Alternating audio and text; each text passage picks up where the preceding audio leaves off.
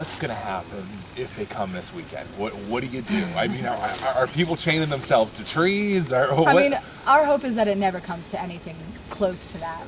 I mean, honestly, I'm making maple syrup, and that's what I'm gonna be doing all weekend. We can't let it let it go to waste.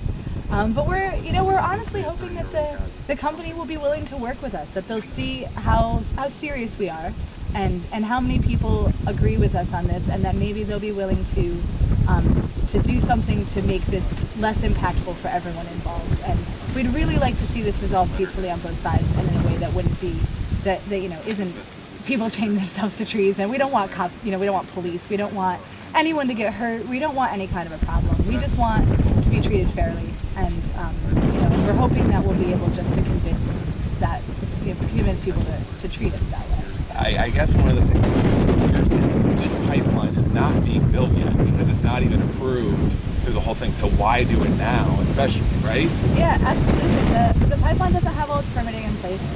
Even this tree clearing, this limited tree clearing that they have permission to do here, they don't have permission in New York State. And if they don't get that, in a timely fashion, cutting our trees down right now during our season and before they're certain about the pipeline is irreparable. They can't fix it. They can't take it back.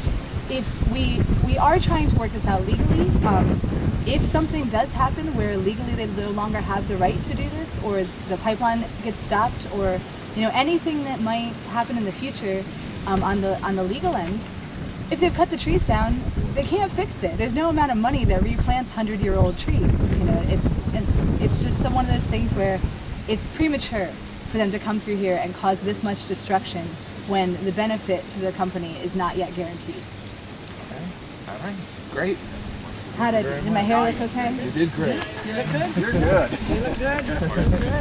This is my Aunt Marianne. She's the landowner here, and she also lives in the house right here. Nice to see you. Can we ask you a couple questions? I can. I'm not as knowledgeable as her, but I live here and deal with it, and yeah, if you would like to. So it's her land? Yeah, she's one. Well, the family land. sister. It's the family land, and I'm one of the 5 siblings, and then she's my niece. She's also the one who lives here. Okay. And You live right over here. we live right in the house. Okay. We live All right right. here on the. We're the one dealing with the trucks and Okay. Where do you want to put her?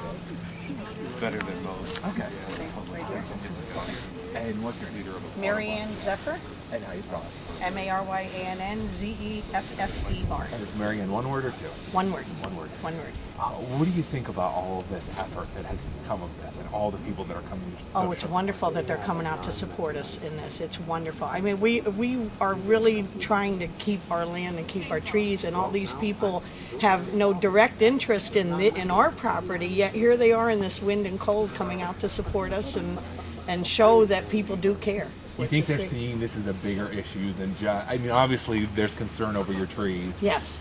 But they're seeing this as a Our much big bigger issue is eminent domain. It's for public emergency use or public use, and they took it for a private company to come through emergency, a year or two ago? It's not an emergency anymore. And if the people who want to sign up and have the pipeline come through, that's wonderful. If they want the money, that's great, but we didn't, and they wouldn't work with us, and they wouldn't go around us, and they're a private company for their own private profit. I just don't see where that's fair. It isn't fair for them to be able to do that. What are you going to think if they get their way and you look out your house up here and It's just see gonna kill me. It's gonna kill me to look out, and I have a garden on the side, and I sit out there all summer, and to have all my trees gone, and I love my woods. I love the woods, and I love the quiet lake. This little lake that we live on is no motors. It's quiet, and the trucks already are driving me crazy, day and night, 7 days a week for 2 years now.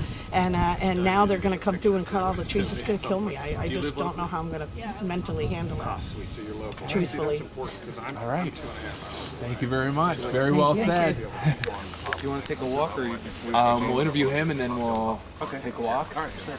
But I need a little notice. I'll take your number.